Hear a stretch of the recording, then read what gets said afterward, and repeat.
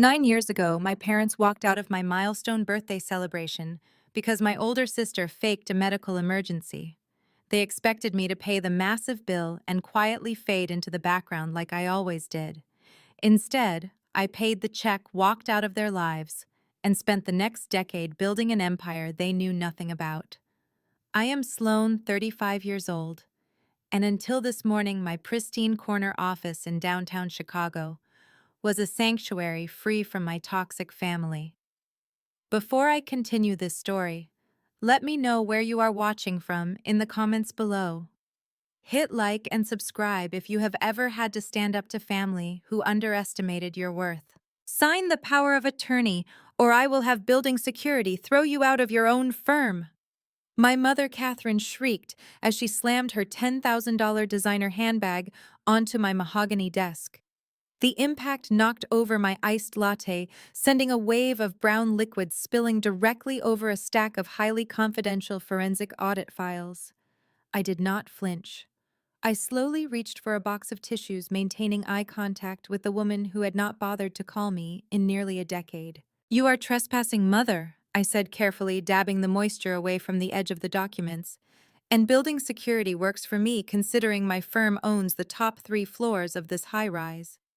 Brenda, my executive assistant, hovered nervously at the glass door, her hand resting on the panic button.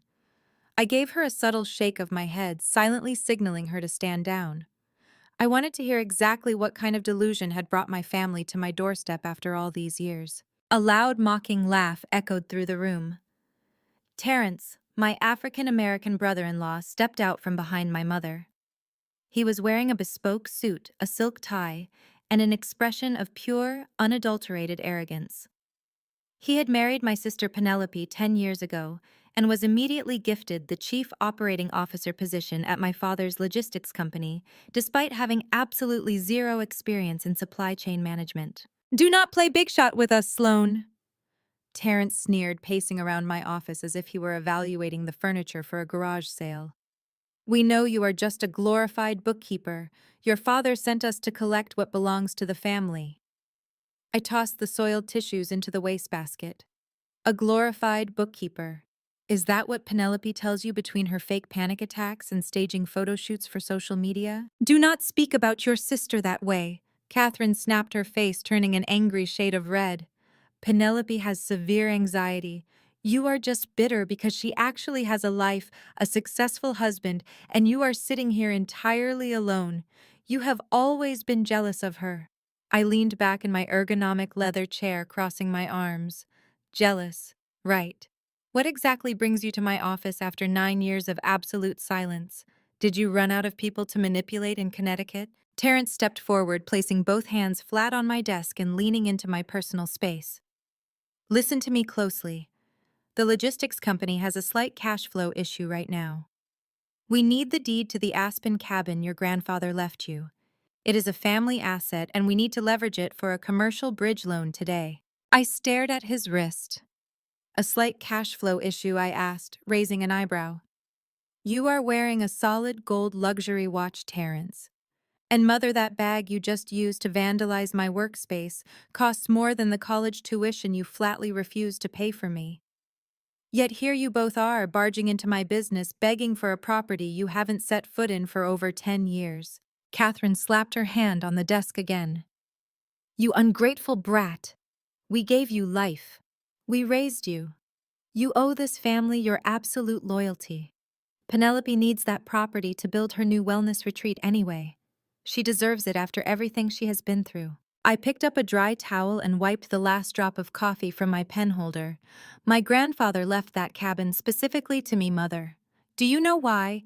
Because he knew if he left it to you or Dad, you would immediately sell it to fund Penelope's shopping habits or cover up whatever financial mess Terrence created this week." Terrence's jaw clenched.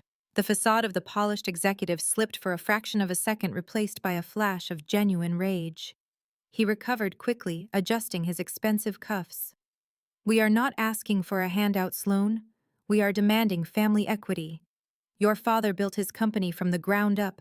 I am running operations now and we are expanding rapidly. The bank just needs additional collateral to secure the new fleet of trucks." The Aspen cabin is sitting empty.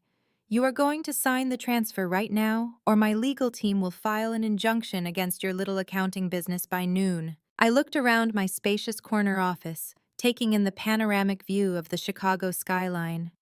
My little accounting business. The sheer delusion it took to walk into a multi-million-dollar corporate auditing firm and call it a little business was astounding. But that was my family's specialty, absolute unwavering delusion. They only saw what they wanted to see. To them, I was still the invisible middle child, the scapegoat they could bully into submission whenever they needed a quick fix for their own catastrophic mistakes. You cannot file an injunction against my firm for a personal property dispute, Terrence, I stated calmly. You would know that if you actually went to business school instead of just marrying into a job title. Catherine gasped, clutching her chest in a dramatic gesture that perfectly mirrored her golden child daughter. How dare you speak to your brother-in-law that way? He is a high-level executive. He is out there making multi-million-dollar deals while you sit here playing with calculators. You have always been completely selfish, Sloane.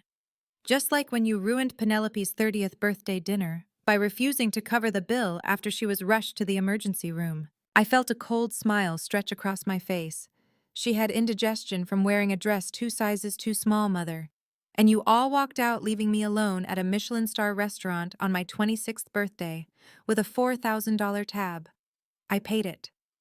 And I never spoke to you again until you barged in here today demanding I hand over a massive real estate asset to cover your mismanagement. We are not mismanaging anything, Terrence barked, his voice echoing off the glass walls. Your father's company is stronger than ever, but business requires liquidity, and you are hoarding a dead asset. Penelope is waiting down in the car right now, and she cannot handle the stress of your stubbornness. She is on the verge of a breakdown because of your selfishness. I am not signing anything, I said, locking eyes with him. You can take your empty threats and show yourselves out before I call security. Terrence reached into the inner pocket of his suit jacket and pulled out a heavily folded legal document. He slammed it down on top of my audit files, smoothing out the creases with aggressive force. He reached into his other pocket, pulled out a heavy silver pen, and slid it across the polished wood of my desk until it hit my keyboard. He smirked, a chilling, calculating expression that made my skin crawl. Your father's company needs a bridge loan. You owe us for raising you. Sign it or we sue you for elder financial abuse. I stared at the heavy silver pen resting against my keyboard. I picked it up, feeling the cold metal between my fingers, and met Terrence's smug gaze. I let the pen drop. It hit the mahogany desk with a sharp clack that echoed in the silent office. Sue me for elder financial abuse. I repeated the words slowly, letting the sheer absurdity of the threat hang in the air. That is an interesting legal strategy, Terrence. Tell me, does your high-priced corporate counsel plan to mention the time this family deliberately stranded a 26-year-old at a Michelin-starred restaurant with a $4,000 tab? My mother scoffed loudly, crossing her arms over her chest. Are we really doing this again, Sloane? Are you seriously bringing up a dinner from 9 years ago when your sister is currently sitting in a car downstairs practically hyperventilating from the stress you are causing her? I stood up from my ergonomic chair and leaned across the desk. It was not just a dinner, Mother. It was supposed to be my milestone birthday celebration. But you and Dad decided it would be more cost-effective to combine it with Penelope's 30th. And isn't it fascinating how Penelope's mysterious heart palpitations flared up the exact second the waiter brought out the massive check? Catherine slammed her hands on the edge of my desk, her face twisting with rage. Your sister was having a legitimate medical emergency. She could not breathe. The paramedics said she was on the verge of a cardiac event, and you stood there complaining about a piece of paper.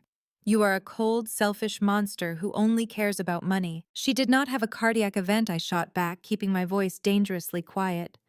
She had a panic attack because the waiter accidentally wished me a happy birthday first, and she could not stand sharing the spotlight for 30 seconds.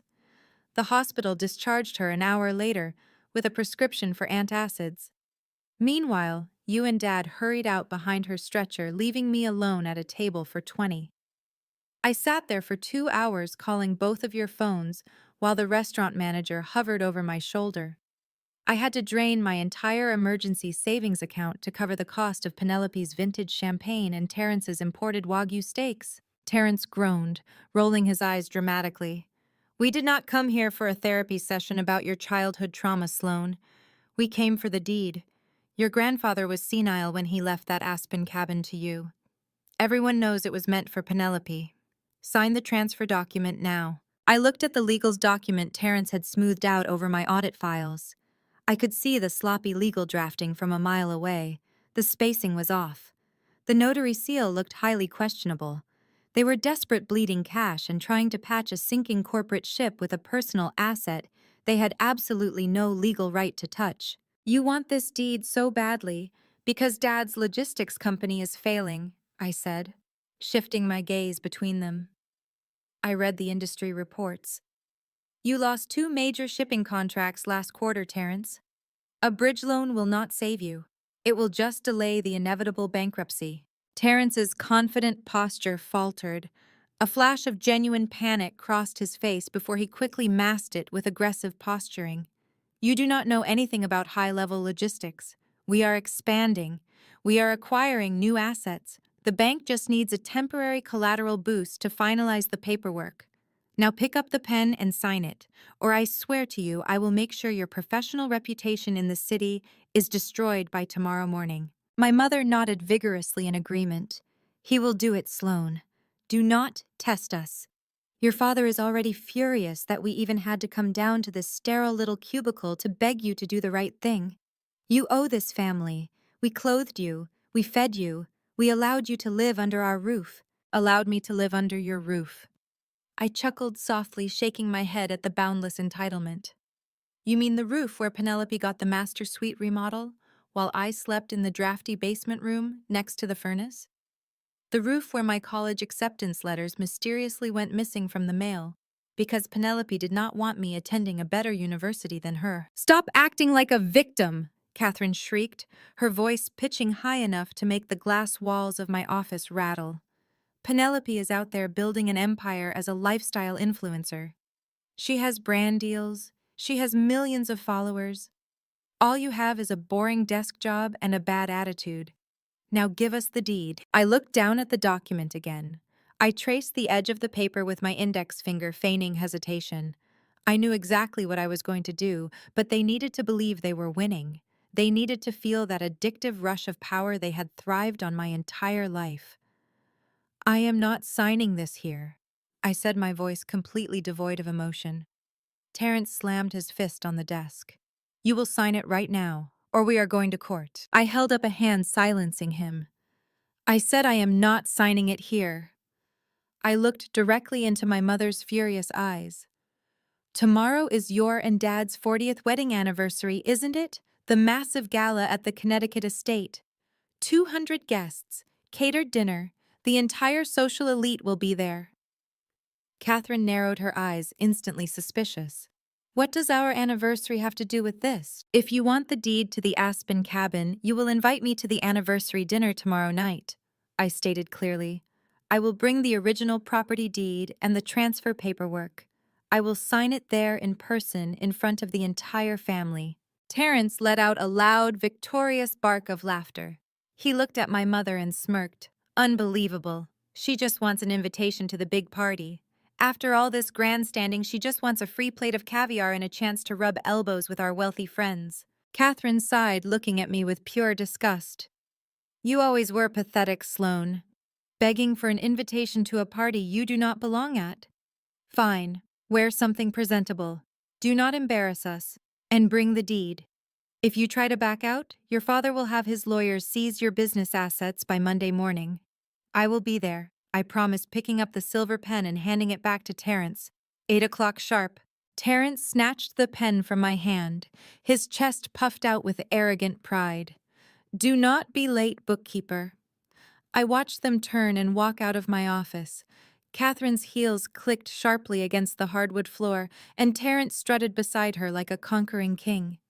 They walked past my executive assistant without a single glance, entirely convinced they had just bullied me into handing over a multi-million-dollar property for the cheap price of a dinner invitation. Brenda stepped into the office as soon as the elevator doors closed behind them. She looked at the spilled coffee, then at me. Should I call building security to make sure they actually left the premises? No need, Brenda, I said, pulling a fresh stack of financial dossiers from my locked drawer. They are gone. But do me a favor and cancel my afternoon meetings. I need to finalize the corporate debt acquisition for tomorrow night. She nodded, a knowing smile playing on her lips. They have no idea what is coming, do they? I looked out the window at the sprawling city below. Not a clue. The next evening, the wrought iron gates of my parents' Connecticut estate swung open. The driveway was a sea of luxury vehicles, valet attendants rushing back and forth under the soft glow of gas lanterns. I handed over the keys to my understated sedan and walked up the marble steps. The heavy oak doors were propped open, leaking the sounds of a string quartet and the clinking of crystal glasses into the crisp night air. I adjusted the lapels of my tailored navy blazer, patted the leather portfolio tucked under my arm, and stepped inside the lion's den. The main foyer spilled into the grand ballroom, which was packed with New England socialites, corporate partners, and family friends who had spent the last 9 years pretending I did not exist. I had barely taken 10 steps past the coat check before the booming theatrical voice of my father echoed across the room. "Look who finally decided to show up," Richard bellowed. The music seemed to dip. Dozens of heads turned in my direction. My father marched toward me with a highball glass of scotch in one hand. He wore a custom tuxedo, his silver hair perfectly coiffed. He did not offer a hug. He did not offer a handshake. Instead, he positioned himself so his wealthy friends could hear every word. "Still single, Sloane?" He asked, his voice dripping with faux pity. "Still pushing papers in a little cubicle somewhere? I told your mother it was a mistake to invite you. You always look so miserable at these events." But Terrence insisted. "Speaking of which, have you congratulated your brother-in-law yet?"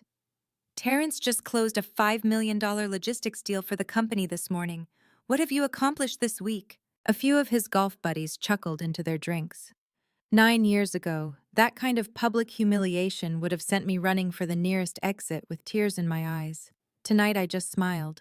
"I have accomplished quite a bit, Dad," I replied, my voice carrying effortlessly over the crowd. "And I am not pushing papers in a cubicle. I own my firm. As for Terrence's $5 million deal, I will be sure to congratulate him as soon as the ink is actually dry on those contracts.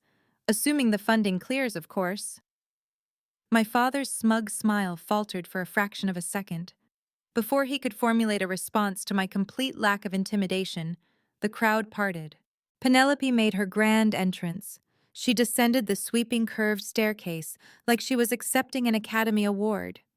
She wore a floor-length emerald silk gown, and her neck and wrists were draped in diamond jewelry that easily cost more than a starter home. She floated over to my father, linking her arm through his, and looked me up and down with exaggerated disgust. Sloane, Penelope sighed, shaking her head. "A navy blazer to an anniversary gala. Really? Could you not afford to rent something appropriate? You look like you are about to sell us a life insurance policy. I could have lent you a dress if you were struggling that much." "I am very comfortable in what I own, Penelope," I said. "And considering why you dragged me here tonight, I figured business attire was the most appropriate choice." Catherine materialized from the crowd, flanking my sister like a bodyguard. Terrence was right behind her, his eyes immediately darting to the leather portfolio tucked under my arm. "Do not start a fight, Sloane," Catherine snapped. "Your sister has been under immense stress planning this party for us. Now give Terrence the paperwork. We have investors waiting in the study, and we need to wrap up this Aspen business before the bank closes on the West Coast." Penelope clapped her hands together, the diamonds catching the light. "Yes, give it here. Terrence and I have the most amazing vision for the Aspen cabin. I am turning it into an exclusive wellness retreat for my followers. We are going to knock down that ugly rustic frame and build glass meditation pods. It is going to be incredibly lucrative. You honestly should thank me for taking that dusty old shack off your hands." I looked at my sister, taking in the sheer audacity of her demands. "You want to demolish our grandfather's cabin so you can build meditation pods?"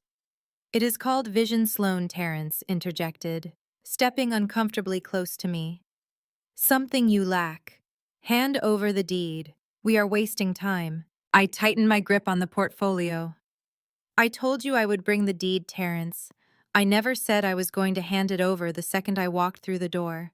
We are going to sit down like adults, review the terms of this transfer, and discuss exactly why the company is so desperate for my grandfather's property that you had to ambush my office yesterday. The air in the room grew thick. My father stepped forward, his face turning an angry shade of crimson. You do not dictate terms in my house, you arrogant girl. You will hand over that folder right now, or I will have you forcibly removed from this property. Try it. I challenged him, my tone deadpan. But if I walk out that door, the deed leaves with me and your bridge loan evaporates. I highly doubt your investors in the study will be thrilled to hear that you lost your only piece of viable collateral because you threw a temper tantrum in the middle of a gala. I watched the realization hit them. I was not the scared 26-year-old scapegoat anymore. I was holding the leash and they were completely cornered. Penelope's eyes darted frantically between me, her husband, and the wealthy guests who were openly staring at our family drama. She realized she was losing control of the narrative. Her demands were not working. Her insults were bouncing off me. She needed to regain the upper hand, and she only had one weapon left in her playbook. Suddenly, Penelope gasped loudly. She grabbed the diamond necklace at her throat as if it were choking her. Her eyes widened in manufactured terror. She stumbled backward, knocking over a tray of champagne flutes on a passing waiter. Crystals shattered across the marble floor. My heart. Penelope wheezed, her breathing becoming shallow and erratic. She clutched her chest with both hands. It is doing it again. The palpitations. Catherine screamed, rushing forward. Penelope! Give her space! Everyone give her space! Penelope swayed dramatically and collapsed perfectly into Terrence's waiting arms, making sure her emerald dress draped elegantly over his shoes. She pointed a trembling manicured finger directly at my face. She is doing it again, Penelope cried out, tears streaming down her perfectly contoured cheeks. She is stressing me out on purpose. She wants to kill me. Make her stop. My heart. I cannot breathe. The grand ballroom devolved into instant pandemonium.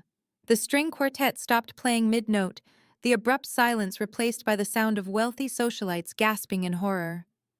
Waiters froze in their tracks, trays of champagne hovering dangerously in the air.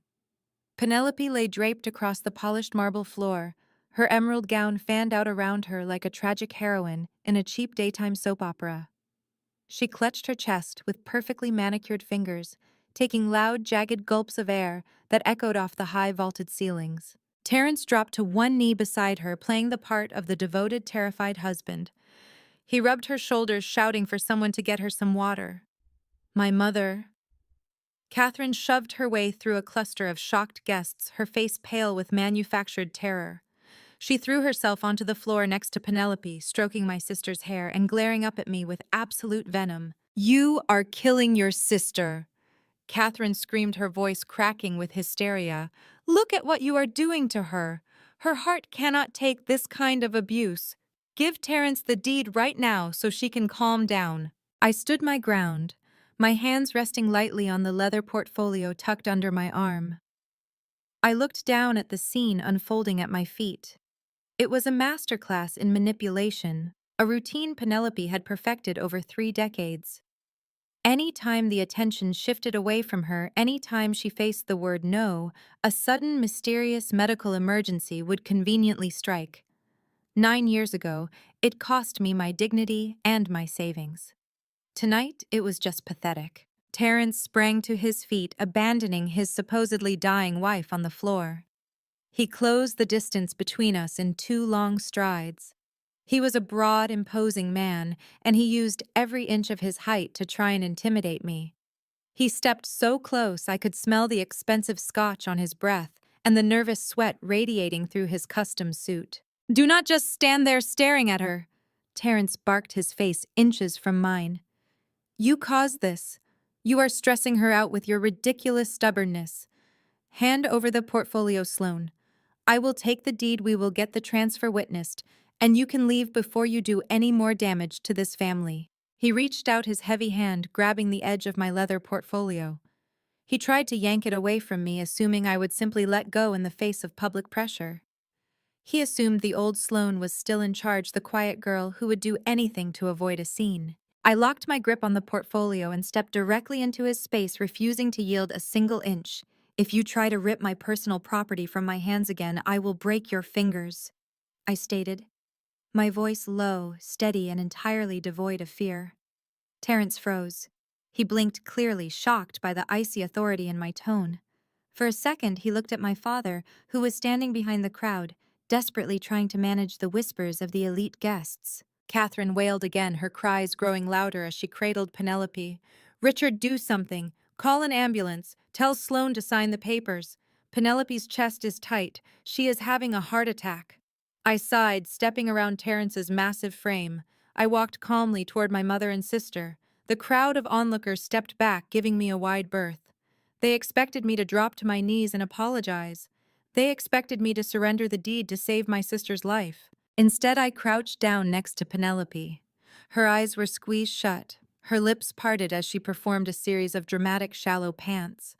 Her diamond-encrusted Apple Watch gleamed under the chandelier light strapped tightly to her left wrist. Without a word, I reached out and grabbed her wrist. Penelope's eyes snapped open in sheer panic. She tried to yank her arm away, letting out a sharp squeal of protest.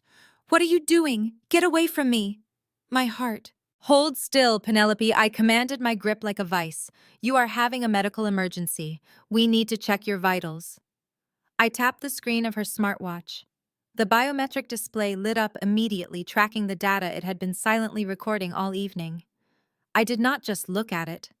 I read the numbers aloud, projecting my voice, so every single wealthy socialite, corporate partner, and family friend in the ballroom could hear me with crystal clarity. "Heart rate is 72 beats per minute," I announced. "Blood oxygen level is 99%. I dropped her wrist. It hit the marble floor with a soft thud. I stood up, smoothing the front of my navy blazer, and looked down at my sister. For someone allegedly having a massive cardiac event, you have the resting vitals of a sleeping toddler. A collective stunned silence fell over the grand ballroom. The guests stared, their mouths slightly agape. The hushed whispers completely ceased. You could hear a pin drop. The realization washed over the crowd in real time. There was no medical emergency. There was no heart attack. It was a temper tantrum thrown by a 39-year-old woman wearing millions of dollars in diamonds. Penelope's face flushed a deep mottled red. The fake gasping stopped instantly. The illusion was shattered, completely obliterated by hard data. Furious and humiliated, she scrambled to her feet, smoothing down her emerald gown. She glared at me, her chest heaving, but this time with genuine, unadulterated rage. Catherine scrambled up beside her, looking frantically at the guests, trying to salvage the situation. "The watch must be broken," Catherine stammered. "It is a faulty reading." Nobody bought it. The damage was done. Terrence, realizing his wife had just been exposed as a manipulative fraud and his chance at securing the deed was slipping away, lost whatever remaining composure he had. He stormed toward me, his fists clenched at his sides. He pointed a shaking finger directly at my face, spit flying from his lips as he shouted, "You have no right to touch my wife. You have no right to come into this house and humiliate her. You think you are so smart with your little numbers and your portfolio? You are nothing. You are just a jealous, broke accountant who cannot stand the fact that we are actually successful." I did not back away. I looked at his shaking finger, then up at his enraged, sweating face. A slow, chilling smile spread across my lips. "I am an accountant, Terrence." I agreed, my voice echoing through the silent room. "Which is exactly why I audited your $5 million logistics deal."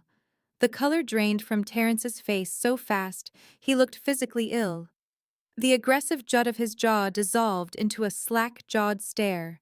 He opened his mouth to speak, but no sound came out. I did not give him the chance to recover or spin another lie. I turned my back on him and walked purposefully toward the massive media wall at the far end of the ballroom. A custom 80-inch smart TV was currently looping a sickeningly sweet slideshow of my parents over the last 40 years. Photos of them toasting on yachts, smiling on ski slopes, and posing with Penelope filled the screen. I was conspicuously absent from every single frame. It was the perfect canvas for my presentation. I pulled my sleek tablet from my leather portfolio and tapped the screen mirroring icon. The giant television blinked. The image of my parents clinking champagne flutes in Paris vanished, replaced instantly by a stark, high-resolution spreadsheet titled Internal Audit Summary. A collective gasp rippled through the crowd of socialites and business partners. The polite clinking of crystal glasses ceased entirely. My father marched forward, his face flushed with a dangerous mix of confusion and fury. "What do you think you are doing, Sloane?" Richard demanded, waving his scotch glass at the screen. "Turn that off immediately. This is an anniversary party, not a boardroom. You are embarrassing your mother in front of our guests." "You wanted to talk about business, Dad," I replied, my voice projecting clearly across the silent room. "You wanted to mock my career and praise Terrence for closing a massive logistics deal. I think your investors who are standing right here in this room might want to see exactly what kind of deals your chief operating officer is closing." I tapped my tablet. The spreadsheet on the massive screen shifted to a series of highly detailed bank wire transfers. Red arrows highlighted massive sums of cash leaving my father's corporate accounts. "This is your $5 million deal," I announced, stepping to the side so everyone had a clear view. Terrence claimed he secured a massive supply chain contract with a new overseas vendor. He presented you with forged projections, fake invoices, and a fabricated corporate profile. And because you trust him blindly, you gave him authorization to release the funds without a secondary review. Terrence lunged forward, his face gleaming with a sudden heavy layer of sweat. "Turn it off!" he screamed, his voice cracking in panic. He shoved past a waiter, nearly knocking him over. "She is lying. These documents are forged. This is corporate espionage. Richard, call security. She hacked my computer." I swiped to the next slide, ignoring his frantic outburst. "I did not hack anything, Terrence. Your sloppy accounting left a paper trail a mile long. You routed those funds through 3 separate shell companies. You thought creating dummy invoices for non-existent shipping crates would hide the cash flow deficit, but you forgot to scrub the routing numbers from the origin bank." I pointed to the screen where 3 distinct company names appeared, all highlighted in bright, undeniable yellow. Apex Global Solutions, Vertex Holdings, and Summit Logistics. All 3 limited liability companies were registered in Delaware less than 6 months ago, the exact time the cash flow issues at Dad's company began. Richard stopped walking. His polished leather shoes squeaked to a halt on the marble floor. He stared at the screen, his scotch glass trembling slightly in his grip. The anger in his eyes was rapidly being replaced by a terrifying hollow dread. He was a seasoned businessman. He knew exactly what a shell company looked like. He knew exactly what a bleeding balance sheet meant. I could see the prominent investors in the room exchanging alarmed, furious glances. "Those are vendors," Terrence shouted, his voice echoing shrilly over the whispers of the crowd. "They are legitimate vendors. We are acquiring new fleets." "You have no idea how corporate expansion works, you glorified bookkeeper. You are just trying to ruin my reputation because your own life is a miserable failure." Catherine rushed to Terrence's side, grabbing his arm protectively. She pointed a manicured finger at me. "How dare you accuse him of this, Sloane? He is family. He is saving your father's business while you sit around looking for ways to ruin us. You are doing this because you are jealous of Penelope." Penelope, having magically recovered from her near-death experience, strutted forward. Her emerald dress swished around her ankles. "You are deranged, Sloane. Terrence works 80-hour weeks for this family. You are just furious that Dad trusts him more than you." "He is not saving the business, Mother," I stated flatly, ignoring my sister completely. "He is bleeding it dry. And Dad trusts him because Dad wanted a son, not an accountant daughter who actually knows how to read a financial statement." I tapped my screen one last time. The image on the television zoomed in on the corporate registration documents for the 3 Delaware LLCs. The text magnified until the fine print was impossible for anyone in the room to miss. The room felt as though all the oxygen had been sucked out of it. I looked at Terrence. He was hyperventilating, his chest heaving under his bespoke suit. His eyes darted wildly toward the heavy oak doors, calculating his chances of making a run for it. "If these are legitimate vendors, Terrence," I said, letting my voice drop to a lethal calm, "why are all three LLCs registered under the name Beatrice Vance?" The ballroom went dead silent. The silence was absolute, heavy, and crushing. Beatrice Vance was Terrence's mother's maiden name. "You did not close a $5 million deal," I continued, locking eyes with my father, before turning my relentless gaze back to my sweating, terrified brother-in-law. "You embezzled $4.2 million. The absolute silence in the ballroom lasted exactly 3 seconds before Penelope shattered it. I expected her to turn on Terrence. I expected her to scream at the man she married, the man who had just been exposed for stealing millions of dollars from her own father to fund his lavish lifestyle. Any rational person would have demanded an explanation from the criminal standing right next to them. But Penelope was not rational. She was the golden child, and in her warped reality, the person holding the mirror was always the one to blame for the ugly reflection. Penelope whirled around, her emerald silk gown whipping violently around her ankles. She did not look at Terrence. She looked at me, her face contorted into a mask of pure, unhinged hysteria. Tears began to stream down her cheeks, ruining her pristine makeup. "How could you do this to my husband?" Penelope shrieked, pointing an accusing diamond-clad finger right at my face. "You are just trying to ruin my marriage because nobody wants you." I stared at her, genuinely astounded by the sheer magnitude of her delusion. "He stole $4 million from Dad, Penelope. The bank records are literally projected on a 30-foot screen right behind you. The money he uses to buy you those diamonds was siphoned out of our father's retirement accounts." "I do not care about your stupid spreadsheets," she sobbed, stomping her foot on the marble floor like a petulant toddler. "You have always been jealous of me. You have always hated Terrence because he is successful and charming, and you are just a miserable, lonely spinster. You fabricated all of this just to embarrass me in front of our friends." The guests were openly staring now. Some were whispering behind their hands, while others were slowly inching toward the exit, desperate to escape the fallout. Terrence stood completely paralyzed. The arrogant, posturing executive who had threatened me in my office just 24 hours ago had completely vanished. He hid behind his crying wife, letting her fight his battles. Catherine stepped directly into my line of sight, physically shielding Terrence and Penelope from my gaze. Her eyes were wild, darting frantically around the room as she realized the social elite of Connecticut were watching her perfect family implode. She needed a narrative, and she needed it instantly. "It is a legal tax loophole," Catherine announced, loudly projecting her voice so the nearest investors could hear her. She grabbed Terrence by the arm, gripping his jacket sleeve. "Terrence is an innovator. He was simply restructuring the corporate assets to minimize our tax burden. It is advanced financial strategy." I let out a harsh, disbelieving laugh. "Embezzling corporate funds into Delaware shell companies registered under your mother-in-law's maiden name is not a tax loophole, Mother. It is a federal crime. It is wire fraud, grand larceny, and corporate malfeasance. The FBI does not consider that an advanced strategy. They consider it a felony."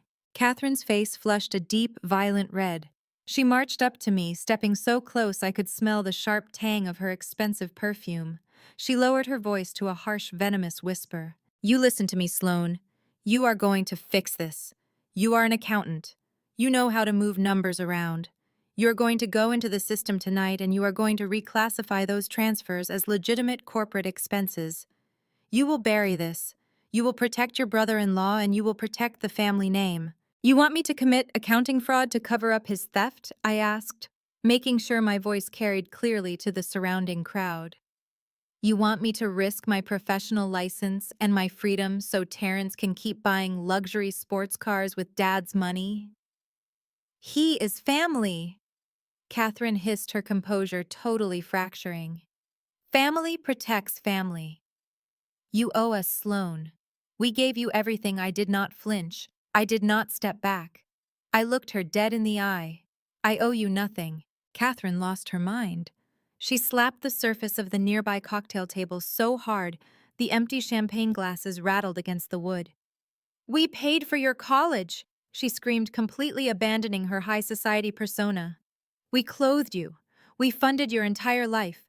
You owe this family your loyalty." The lie echoed in the grand ballroom. It was the same lie she had told her country club friends for years. The story of the generous, supportive parents who had graciously funded their youngest daughter's education, only for that daughter to become distant and ungrateful. For a decade, I had swallowed that lie to keep the peace. I had bitten my tongue while they took credit for my survival. Not tonight. I reached into my leather portfolio. I bypassed the audit files and the Aspen cabin deed. I pulled out a thick, folded stack of papers held together by a heavy binder clip. It was a certified bank statement stamped and verified. I unfolded it slowly, deliberately, and held it up right in front of my mother's face. "You didn't pay a dime," I said, my voice cutting through the tension like glass. "I paid off my $80,000 student loans working night shifts." Catherine blinked, staring at the certified document. The bold red stamp indicating a zero balance stared back at her. "You told everyone you paid my tuition," I continued, my voice rising, so the entire room could hear the absolute truth. "But the day the tuition bill arrived, you told me I had to figure it out because Penelope needed a European graduation trip to find herself. I worked graveyard shifts at a diner while taking 18 credit hours a semester. I lived on instant noodles in a studio apartment with no heat while you bought Terrence a solid gold watch for his birthday. You never gave me a single penny. I built my firm, my wealth, and my life entirely on my own." Penelope sniffled loudly, trying to reclaim the victim narrative. "Why are you bringing up college? You are just trying to deflect because you are a terrible sister."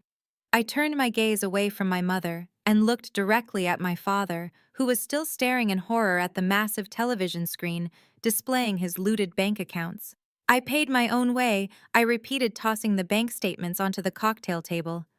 "But speaking of debts, let us move on to the real reason you invited me here tonight." I locked eyes with my father.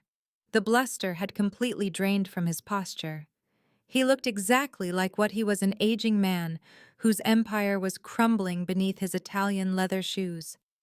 The grand ballroom, with its crystal chandeliers and imported floral arrangements, suddenly felt like a beautifully decorated courtroom, and I was the prosecution.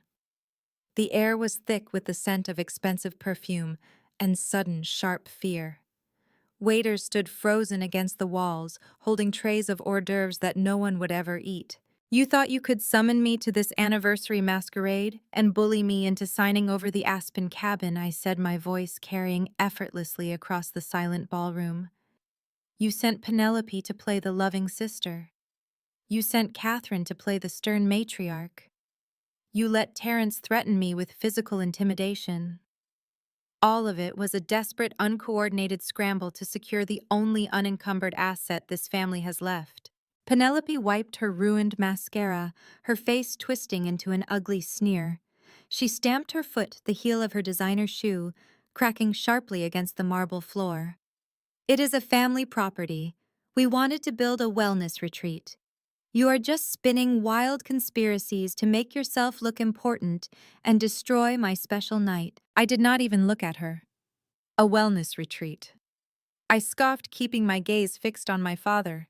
"A beautiful lie for the country club set. But numbers do not care about your social standing, Dad. Numbers do not care about your carefully curated public image. Numbers only tell the absolute truth." I picked up my tablet from the cocktail table. With a quick swipe of my finger, the spreadsheet detailing Terrence's embezzlement vanished from the massive media screen. It was instantly replaced by a stark, heavily redacted legal document bearing the seal of the largest commercial bank in the state. The bold red letters across the top read "Notice of Default and Intent to Foreclose." A fresh wave of gasps erupted from the crowd. The corporate partners and wealthy investors who had been sipping champagne only minutes ago were now staring at the screen in absolute horror. Whispers broke out like wildfire. The facade of the great Richard Vance was being dismantled brick by brick in front of his most important peers. People who had invested millions alongside him were physically backing away, putting distance between themselves and the sinking ship. Your company is bleeding cash, I announced, walking slowly back toward the center of the room. My low heels clicked rhythmically on the polished floor. Terrence siphoning off $4.2 million was just the fatal blow to an already doomed enterprise. You have been wildly overleveraged for years. You took out a massive corporate loan to cover operational deficits, and you used the primary estate as collateral. 3 weeks ago, you missed the final grace period payment. The bank officially initiated foreclosure proceedings. Catherine gasped, her hand flying to her throat. She looked at Richard, her eyes wide with genuine panic.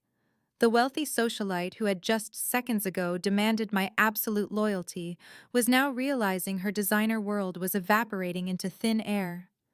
The parties, the galas, the endless stream of luxury, all of it was built on borrowed time and borrowed money. Richard, Catherine whispered, her voice trembling, stripping away decades of practiced elegance. Is this true? Tell them she is lying. Tell them we are fine. Richard did not look at his wife. He glared at me with a hatred so pure it practically vibrated in the air. He straightened his spine, attempting to summon the commanding presence that had built his company decades ago. He adjusted his silk tie and jutted his chin forward, refusing to surrender his pride, even as the walls caved in around him. You are overstepping your bounds, Sloane, Richard boomed, trying to project authority to the fleeing investors. You come in here with stolen documents and half-truths thinking you understand high-level corporate finance. This is a temporary liquidity issue caused by normal market fluctuations. Every major corporation faces these hurdles. Market fluctuations do not forge invoices and route cash to Delaware shell companies. I countered smoothly, never raising my voice. Terrence stole your liquidity. And your utter lack of oversight, your refusal to look at your own ledgers, allowed it to happen right under your nose. The situation is completely under control. Richard insisted, his face turning a dangerous shade of red as he tried to drown out the whispers of his peers. He pointed a rigid, shaking finger at me. My lawyers are restructuring that debt with the bank as we speak.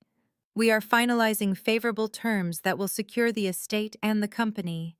You know nothing, you arrogant girl. You are just a bitter accountant playing dress-up in a world you do not comprehend. I stopped pacing. I stood perfectly still in the center of the grand ballroom, surrounded by the wreckage of my family's pride. I looked at Terrence, who was sweating through his custom suit and inching toward the service exit. I looked at Penelope, whose mouth was hanging open in stunned, uncomprehending silence. I looked at Catherine, who was clutching her pearl necklace like a lifeline. Finally, I looked at my father. A slow, icy smirk spread across my face. It was the smile of a woman who had spent 9 grueling years preparing for exactly this moment, building an empire in the shadows while they paraded in the spotlight. Your lawyers were restructuring it. I corrected my tone, dropping to a dangerous silken whisper that commanded the attention of every single person in the room. They spent the last 2 weeks begging the bank for an extension. They pleaded for new terms.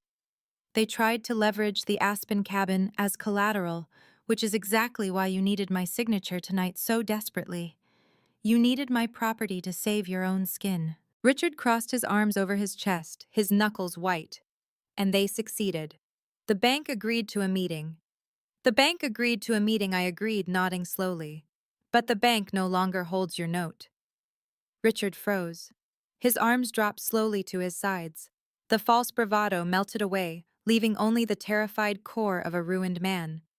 What are you talking about? Banks do not like toxic debt, Dad, I explained, relishing every single syllable, delivering the final blow with surgical precision. They especially do not like toxic debt attached to companies actively being embezzled by their own chief operating officers. When a debt becomes too risky, banks sell it off to clear their ledgers. They sell it to private equity firms, willing to take on the risk for a steep premium. I tapped my tablet one final time. The notice of default on the massive screen was replaced by a transfer of ownership document. The buyer was listed as Vanguard Financial Holdings. An independent private equity firm bought your toxic debt at an aggressive premium at 9 o'clock this morning. I stated, my voice echoing through the silent ballroom. Your lawyers are not negotiating with the bank anymore. The bank washed their hands of you. Richard stared at the screen, his face turning the color of wet ash. Vanguard Financial, he muttered, reading the name on the document as if it were written in a foreign language. He looked back at me, his eyes wide with a sudden terrifying realization. Who is Vanguard Financial? I smoothed the front of my navy blazer and lifted my chin. I looked down at the man who had dismissed me, belittled me, and cast me aside for my entire life. I own that equity firm, Dad. I said the words landing like physical blows in the quiet room. I bought your toxic debt. I hold the note on your estate, your corporate accounts, and your remaining assets. I am your biggest creditor. The collective gasp from the remaining guests sounded like all the air being sucked out of a vacuum. The absolute shock paralyzed the room for exactly 2 seconds before the panic set in. These were the elites of Connecticut. They were people whose entire existence was predicated on wealth status and avoiding the stench of failure at all costs. Bankruptcy was a contagion, and embezzlement was a fatal disease. Nobody wanted to be caught standing on the deck of a sinking ship. The exodus began instantly. The hushed whispers turned into frantic, urgent murmurs as socialites and corporate investors turned their backs on my father. Women in designer gowns grabbed their husbands by the arms, steering them toward the grand double doors. Men who had just been toasting Richard Vance's business acumen were now avoiding his gaze, practically sprinting for the valet stand. Waiters, sensing the catastrophic shift in the atmosphere, abandoned their silver trays of hors d'oeuvres on nearby tables and vanished into the service corridors. Within minutes, the opulent ballroom transformed from a celebration of my family's legacy into a ghost town of abandoned champagne flutes and shattered reputations. Richard watched his empire walk out the door, the color drained from his face, replaced by a mottled, furious red. The polished, aristocratic patriarch disappeared, leaving behind a cornered, desperate man who was losing everything he had ever valued. He whipped his head around his eyes, locking onto me with a terrifying intensity. He closed the distance between us in 3 long, aggressive strides. He did not care that a few lingering guests were still watching. He did not care about optics anymore. He stepped directly into my personal space, towering over me, using every inch of his height and broad frame to try and physically intimidate me. He breathed heavily, the sharp scent of expensive scotch and nervous sweat radiating off him. He pointed his finger so close to my face I could feel the air move. "You will cancel this note immediately!" Richard ordered, his voice a low, guttural growl, vibrating with rage. "You will call your people at Vanguard Financial right now, and you will dissolve this debt. You are a Vance. You are my daughter. You have a family duty to protect this company and this estate, and you will not disrespect me in my own home." Terence hovered a few feet behind him, nodding frantically, eager to hide behind my father's authority. Penelope was clutching her emerald gown, her chest heaving as she waited for me to crumble. They all expected the old Sloane to return. They expected the quiet, obedient girl, who always backed down when Richard raised his voice, the girl who would sacrifice her own well-being to maintain the family peace. I did not back away. I did not lower my gaze. I locked my eyes onto his, keeping my posture perfectly straight and my expression entirely unreadable. I looked at the finger pointing in my face, and then I looked back into his furious eyes. "Family duty is a two-way street, Dad," I stated, my voice echoing with icy precision through the nearly empty ballroom. "You forfeited my loyalty the day you let Terence bleed your company dry while calling me a failure. You forfeited my loyalty when you funded Penelope's lavish lifestyle while telling me to take out loans I had to pay back by working graveyard shifts. I am not your obedient little girl anymore. I am your master creditor." Richard's jaw clenched. He took another step forward, trying to force me to retreat. I stood my ground, my feet planted firmly on the marble floor. "You have 48 hours, I declared, slicing through his intimidation tactics with absolute authority. "You have exactly 48 hours to pay the $4.2 million that Terence stole. If that money is not wired into the Vanguard holding account by the deadline, I will initiate the next phase of the process. I am foreclosing on this mansion. I am freezing every single one of your corporate assets. and I will liquidate your company piece by piece to satisfy the debt." The words hung in the air, heavy and lethal. Richard staggered backward, as if I had physically struck him. The reality of the deadline crashed over him. He was completely out of options, out of leverage, and out of time. Catherine, who had been standing paralyzed near the abandoned media screen, suddenly snapped out of her shock. The threat of losing her opulent mansion, her status, and her entire identity was too much for her fragile reality to handle. She lunged forward, her high heels clicking frantically against the marble floor. Her perfectly coiffed hair was beginning to unravel, matching her declining sanity. "You can't do this!"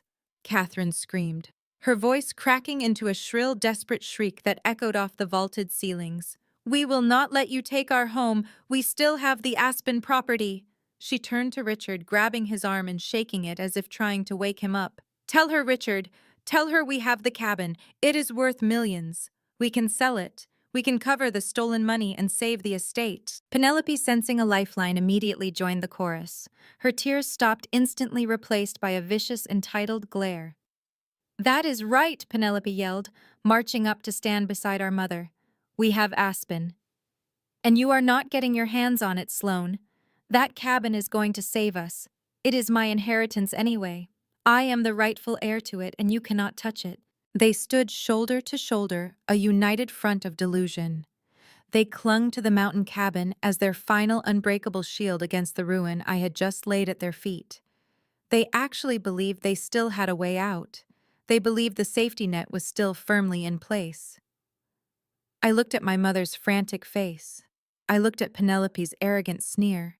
I looked at my father, who was suddenly clinging to the mention of the Aspen real estate with a pathetic, desperate hope. I let out a slow, quiet sigh.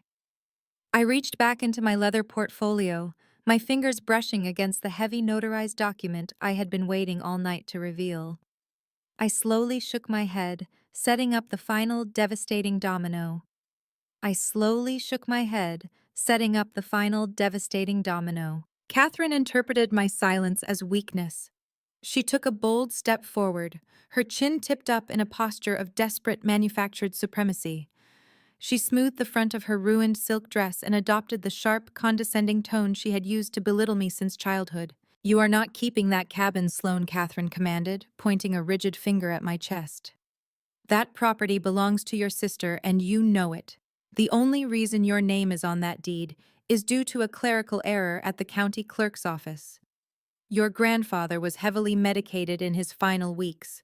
The paralegal drafted the transfer documents incorrectly, and you took advantage of a dying man's confusion." I raised an eyebrow, letting her spin her web of lies in front of the remaining guests, who were hovering near the ballroom exits, unable to tear themselves away from the spectacle. "A clerical error," I repeated, keeping my tone perfectly flat. "Exactly," Catherine snapped, emboldened by my calm demeanor. "And if you do not hand over the deed tonight to satisfy this ridiculous Vanguard debt, we will sue you for a title correction. We have the best estate lawyers in the state on retainer. We will drag you through probate court for years until you are bankrupt. We will prove that Arthur intended for his firstborn granddaughter to inherit the Aspen estate.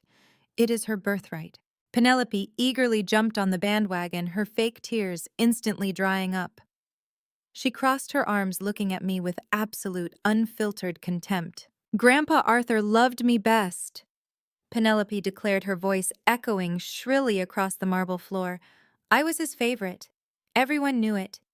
You were just the quiet little shadow sitting in the corner while I actually spent time with him.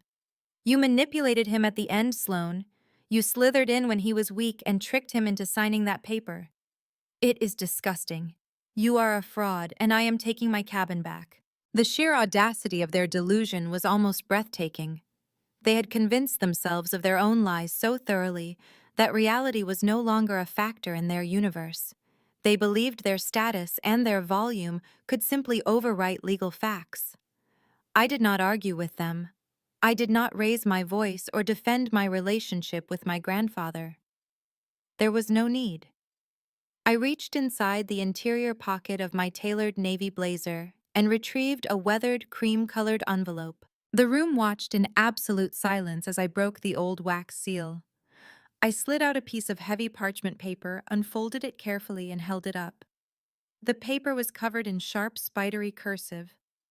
At the very bottom, next to a bold signature, was the raised, embossed stamp of a state notary public. "This is not a clerical error, Mother," I said, my voice cutting through the heavy air. "And it is not a misunderstanding. This is a legally binding, notarized addendum to Grandpa Arthur's final will, executed and filed exactly 3 days before he passed away. He gave me a copy, and he gave the original to the estate executor." Richard finally found his voice stepping out from behind Catherine. He looked at the heavy parchment in my hands with a mixture of suspicion and dread. "What is that Arthur never mentioned an addendum? He told me his affairs were in order." "He did not tell you because you were the reason he had to write it," I replied, locking eyes with my father. "He wanted to make sure his final wishes were explicitly clear in his own words, so that none of you could ever contest the transfer of the Aspen property." I looked down at the letter. The familiar handwriting brought a sudden sharp ache to my chest, but I pushed the grief aside. This was about justice. I cleared my throat and began to read aloud, ensuring my voice reached every corner of the vast, silent ballroom. "To whom it may concern, and specifically to my son Richard," I read, my voice steady and unwavering. "I am of sound mind and clear conscience as I dictate these final terms. I hereby leave the entirety of the Aspen property, including the land and the cabin, solely and irrevocably to my granddaughter Sloane Vance." Catherine scoffed loudly, waving her hand. "We know what the deed says. That proves nothing about his state of mind." I ignored her and continued reading, moving to the second paragraph, delivering the words like a judge reading a final sentence. "I am making this explicit transfer because I can no longer trust my own family." I read, watching the color drain from my father's face. "6 weeks ago, I caught Penelope stealing from my private study. I watched her take 3 of my antique Patek Philippe watches, heirlooms I intended to pass down to future generations. When I confronted her, she lied to my face." Penelope let out a sharp, strangled gasp. Her hands flew to her mouth, her eyes wide with absolute terror, as the guests standing near the doors began to murmur in shock. The whispers grew louder. Patek Philippe watches were worth hundreds of thousands of dollars. The socialites who had fawned over Penelope all evening were now staring at her as if she were a common criminal. I continued reading mercilessly. Worse still, I brought this theft to Richard's attention. I asked my son to discipline his daughter and return the stolen property. Instead, Richard turned a blind eye. He made excuses for her behavior, claiming she was just borrowing them, and refused to hold her accountable. He chose to protect a thief to preserve his perfect family image, prioritizing his pride over my trust. Richard staggered backward, as if he had been struck. The remaining corporate investors, the men who trusted him with millions of dollars, were staring at him with open disgust. A man who would cover up his own daughter stealing from a dying grandfather could never be trusted in a boardroom. His reputation, the only thing he truly cared about, was disintegrating into dust before his eyes. I read the final lines of the letter, letting my grandfather's final judgment echo through the room. "I leave the Aspen property to Sloane because she is the only one in this family who possesses an ounce of integrity. She has never asked me for a dime, yet she is the only one who sits by my bed. This cabin is her sanctuary. It is her escape from this den of vipers. May she use it to build a life far away from the corruption of her parents and her sister." Signed, Arthur Vance. I carefully folded the parchment and slipped it back into my blazer pocket. I looked up at my family. The silence was deafening, broken only by the sound of Penelope's frantic, hyperventilating breaths. Penelope's perfect, carefully constructed socialite image was entirely shattered. The woman who had just minutes ago claimed to be the beloved golden child was now exposed as a thief who robbed her own dying grandfather. She looked around at the staring guests, her face twisting into a mask of pure horror. She let out a high, piercing shriek, covering her face with her hands, as the humiliation finally broke her completely. "You needed Aspen to save yourselves," I said, looking at my devastated parents and my sobbing sister. "But Grandpa knew exactly who you were, and he made sure you would never get your hands on it." I turned to my father, who was staring at the floor, a broken, defeated man. "You have 48 hours to pay the Vanguard debt, Dad," I reminded him, my tone offering zero mercy. or I take everything else. The silence that followed my ultimatum was absolute. Richard stared at the marble floor, his shoulders slumped, the fight completely drained from his aging frame. Catherine was weeping silently into her hands, mourning the imminent death of her country club supremacy. But Penelope did not weep. The initial shock of being exposed as a common thief had passed, and the suffocating weight of public humiliation ignited something dark and volatile inside her. The sweet, perfectly curated facade of the Vance family golden child cracked, splintered, and then violently exploded. Penelope dragged her hands down her face, smearing her expensive makeup into jagged dark streaks. When she looked up at me, her eyes were wide, manic, and burning with a feral, unhinged hatred. She let out a sound that was half laugh and half snarl. "You think you are so brilliant," Penelope sneered, her voice dropping the melodic pitch she had practiced for decades and adopting a harsh, grating edge. "You stand there in your cheap corporate suit acting like you have finally won. You think buying some toxic debt makes you better than me? You will never be better than me, Sloane. You have always been the pathetic, boring shadow trailing behind my spotlight." I kept my expression entirely neutral. I did not flinch. I let her dig her own grave in front of the remaining guests who were watching the breakdown with morbid fascination. "I am the one everyone loves," Penelope shouted, gesturing wildly around the grand ballroom. "I am the beautiful one. I am the one who deserves the Aspen estate. Grandpa was a senile old fool at the end, and you manipulated his dementia. But it does not matter. You have always been a joke. You have always been desperate for attention." She took a step closer to me, her chest heaving. A cruel, triumphant smile twisted her lips. She wanted to hurt me. She needed to draw blood to feel powerful again. "Do you remember your 26th birthday?" Penelope asked, her voice dripping with venom.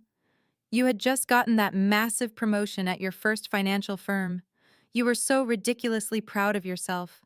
You invited all the senior partners, all your little corporate friends, thinking you had finally made it. I remembered it perfectly.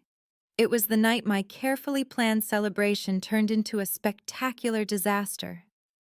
The venue canceled my reservation hours before the event, claiming a sudden double booking. The catering company never arrived. My colleagues stood on the sidewalk while I scrambled to salvage the night, humiliated and panicked. Penelope threw her head back and laughed, a harsh, grating sound that echoed off the crystal chandeliers. "I paid the venue manager $5,000 to cancel your reservation," Penelope confessed, her eyes gleaming with malice. "I called the caterers and pretended to be you, screaming at them until they refused to serve the event. You were getting too big for your boots, Sloane. You were taking up too much oxygen. I could not stand the thought of you being the center of attention, parading around like you were special. You needed to be put back in your place." A murmur of absolute disgust rippled through the remaining crowd. Even Catherine lowered her hands, staring at her favorite daughter in shock. But Penelope was too far gone to care about the audience. She was feeding on her own cruelty, intoxicated by the venom she was finally letting loose. "And it was not just your stupid birthday party," Penelope taunted, taking another aggressive step toward me. "You always wondered why you were so unlucky in love, right? Why David suddenly stopped calling you back? Why Marcus broke up with you out of nowhere right before the holidays?" My stomach tightened, but I kept my face frozen in a mask of polite indifference. "I ruined them for you," Penelope bragged, jabbing a finger in my direction. "I tracked David down at his gym. I told him you had a history of severe psychiatric breakdowns and that you were secretly engaged to someone else. I took Marcus out for drinks and cried to him, making up vicious rumors about how you were just using him for his professional connections. I planted the seeds and I watched them run away from you." She crossed her arms, her chin jutting forward in a stance of absolute defiance. "I wanted you to be alone, Sloane. I wanted you to be miserable. Because no matter what you achieved at work, you needed to know that you were unlovable. You needed to know that I held the power to destroy your happiness with a single conversation. You are nothing but an ugly, unwanted stray in this family." The sheer magnitude of her sociopathy hung in the air. For years, I had blamed my own flaws for my failed relationships and ruined milestones. I had internalized every rejection. Hearing the truth now did not break me. It liberated me. It proved that my only flaw was being related to a monster. I looked at Penelope with pure, unadulterated pity. You dedicated your entire life to sabotaging mine because you had nothing of your own to build, I stated calmly. You are a hollow, empty shell, Penelope. And now you do not even have Grandpa's watches or his cabin to fill the void. Penelope opened her mouth to scream another insult, but she never got the chance. Terrence moved so fast he was practically a blur. He shoved past Richard and grabbed Penelope tightly by the upper arm, yanking her around to face him. His face was purple with rage, the veins in his neck bulging against his stiff collar. The quiet, compliant husband act evaporated instantly. "Shut up," Terrence roared, his voice booming with a raw, terrifying fury that made Penelope flinch. He shook her arm, ignoring her squeak of pain. Terrence was staring down the barrel of a $4.2 million embezzlement charge.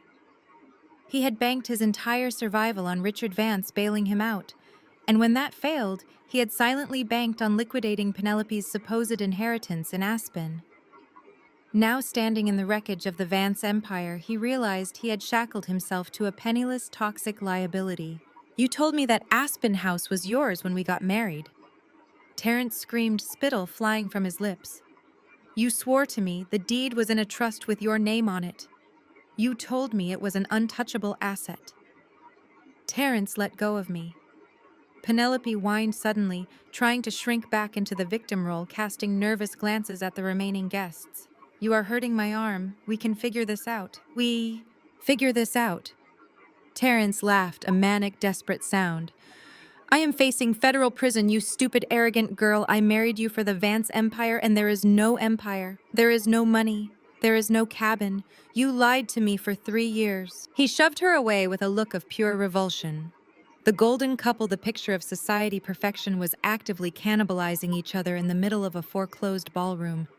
Terrence turned his furious gaze toward Richard, pointing an accusing finger at my father. "And you?"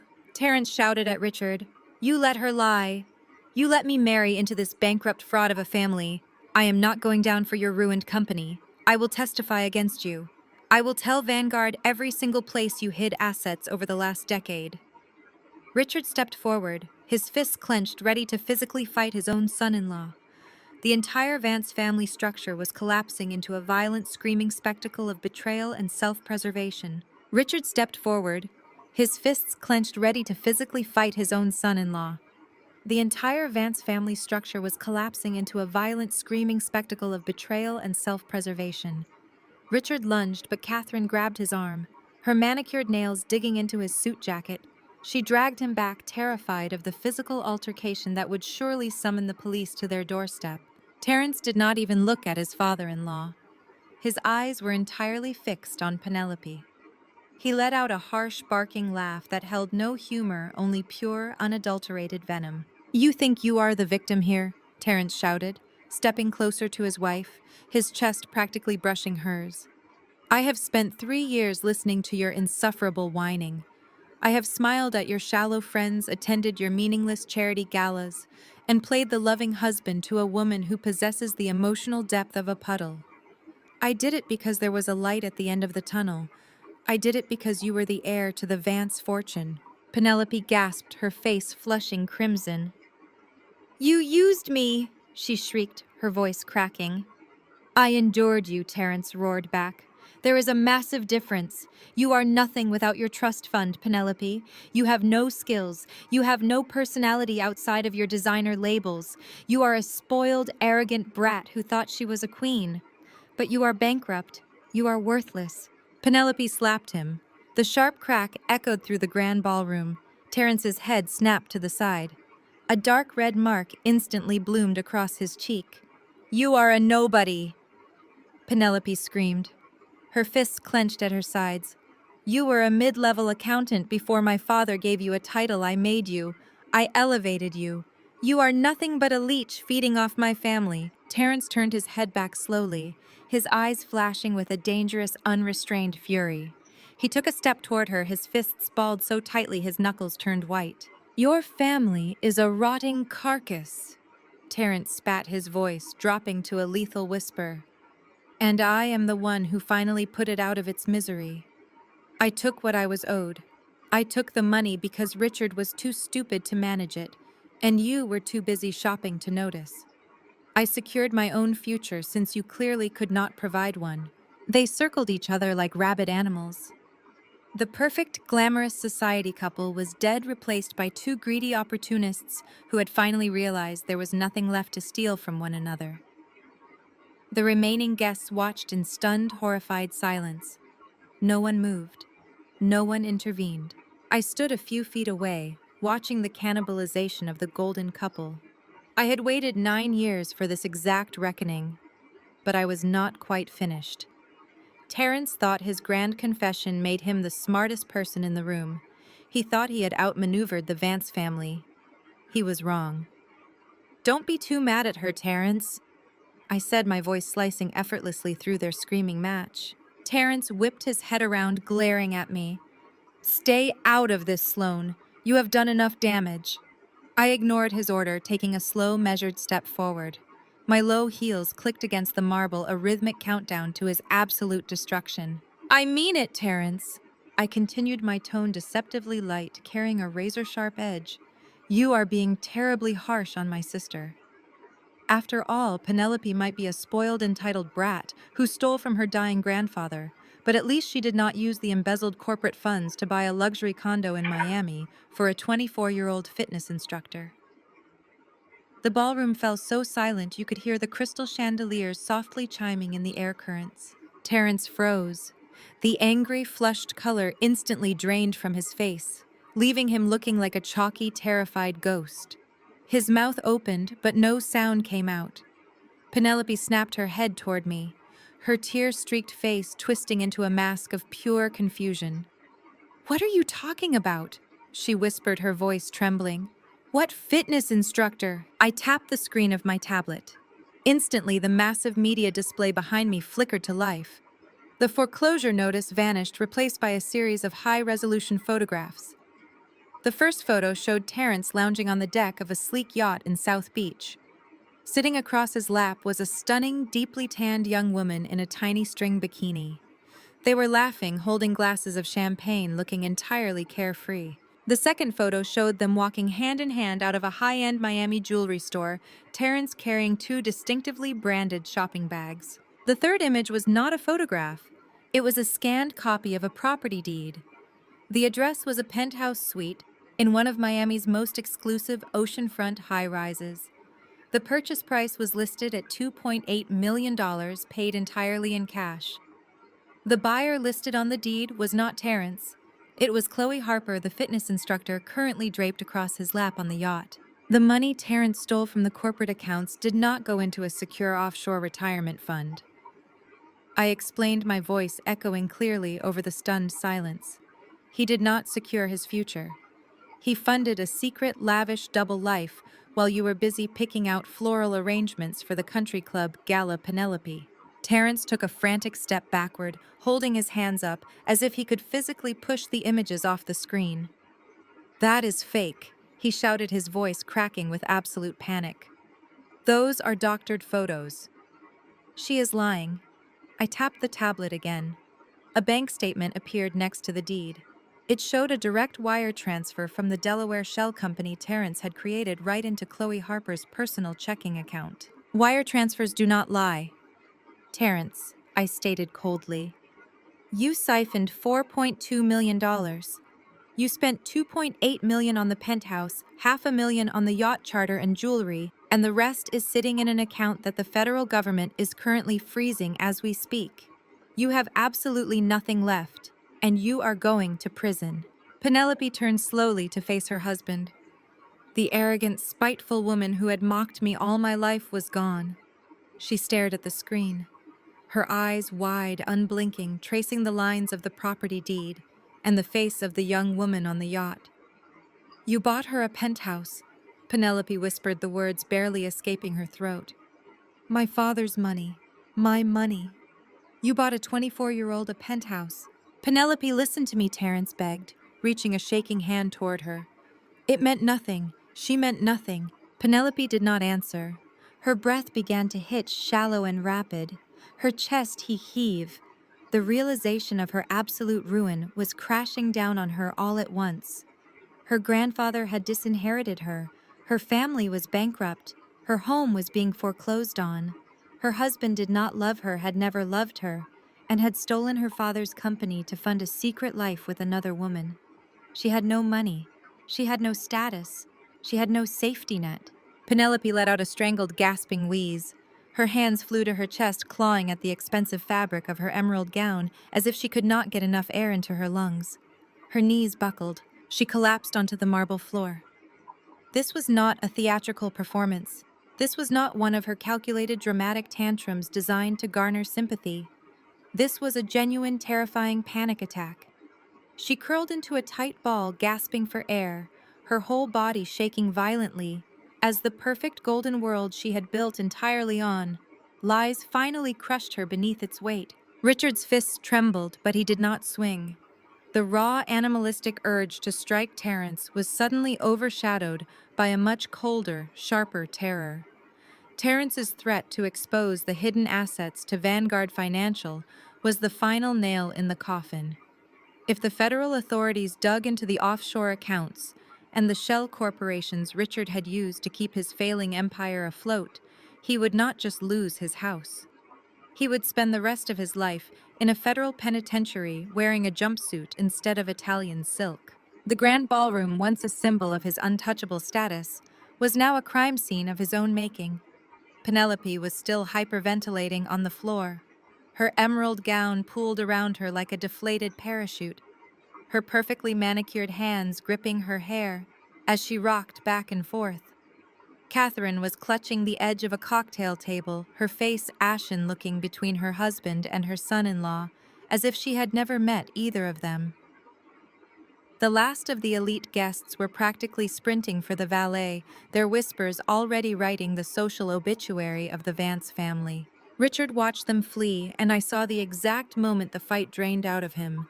He was a cornered animal, completely out of ammunition. He could not bully me. He could not physically intimidate me. He could not outspend me. So he did the only thing a true narcissist knows how to do when the walls close in. He changed the narrative. Richard slowly lowered his fists.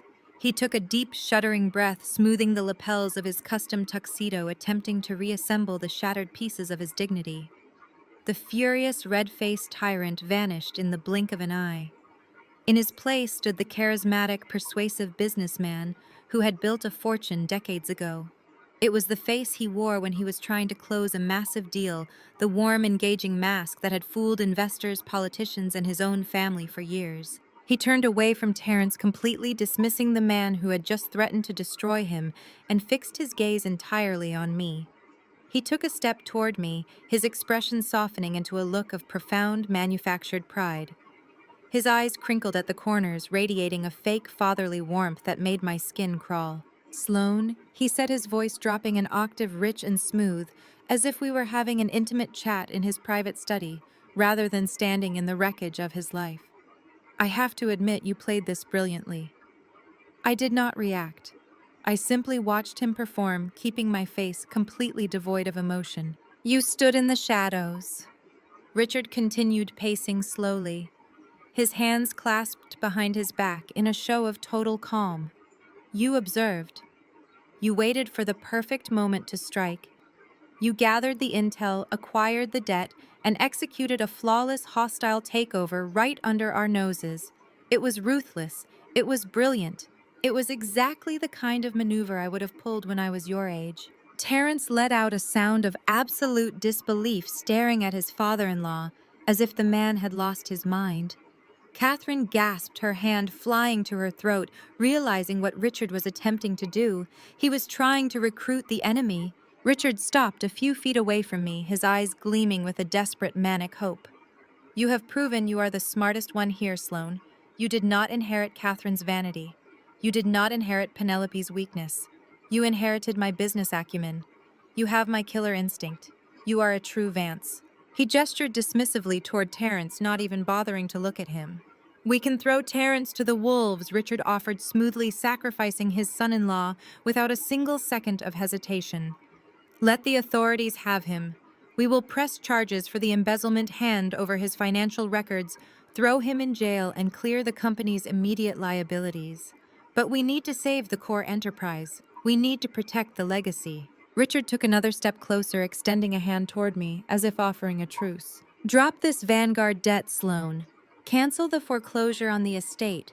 Forgive the corporate loans. In exchange, I will step down immediately. I will hand you the keys to the kingdom. I will make you the sole CEO of Vance Holdings tomorrow morning. We can restructure the board, eliminate the dead weight, and run this empire together. Just you and me, father and daughter, building a legacy that no one can ever touch. Catherine let out a sharp cry. Richard, you cannot give her the company that belongs to the family. Shut up, Catherine. Richard snapped his eyes, never leaving mine. Sloan is the only family that matters right now. She is the only one who can save us. He looked back at me, his smile widening, completely convinced he had just laid out the winning hand. He was offering me the very crown he had spent my entire life telling me I was unworthy to wear.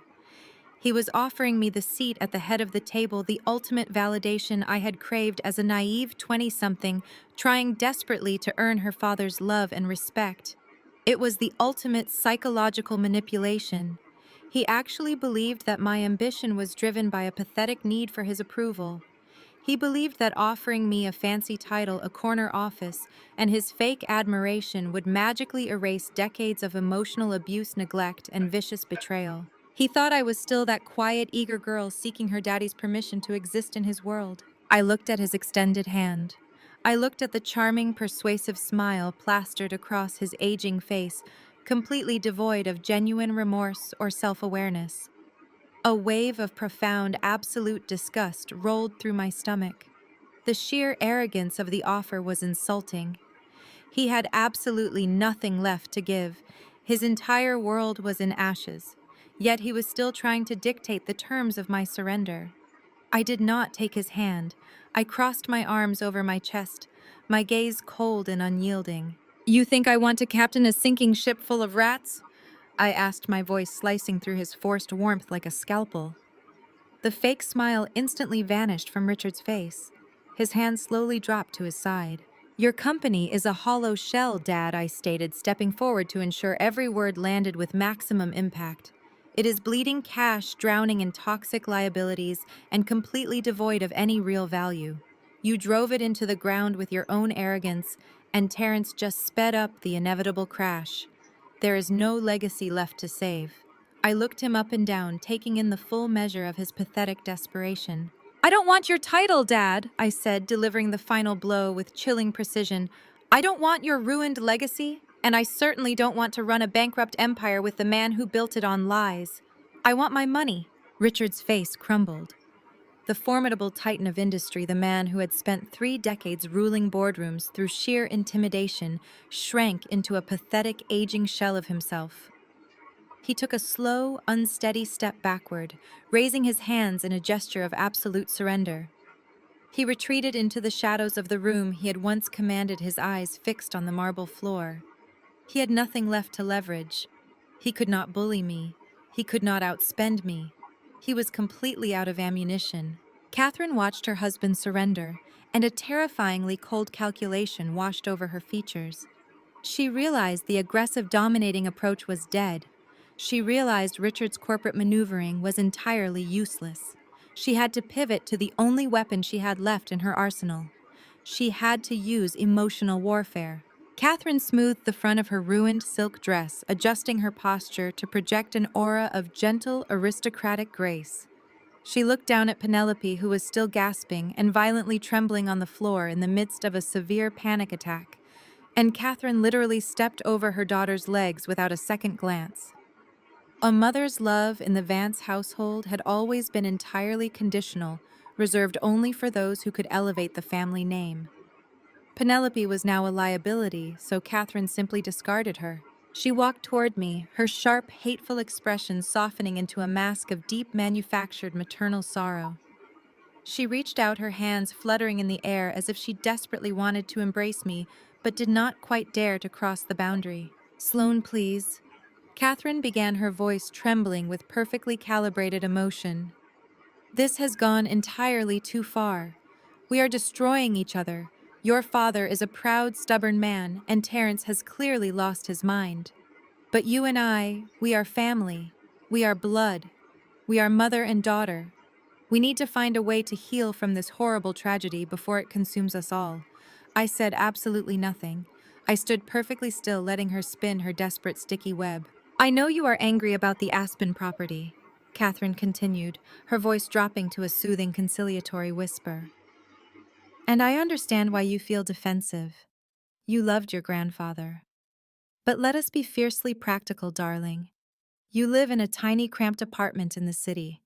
You work constantly at your firm. You do not have the time, the energy, or the resources to maintain a sprawling mountain estate. The property taxes and the upkeep alone will completely bankrupt you within a single year. It is not a gift, Sloan. It is a massive financial burden. She took another cautious step closer, lowering her voice even further as if sharing an intimate secret meant only for my ears. I want to help you, Catherine murmured, her eyes wide and pleading. I want to make things right between us. I will buy the cabin from you. Personally, I have a private secure account that your father cannot touch and Vanguard cannot seize. I will wire $200,000 directly into your checking account tomorrow morning.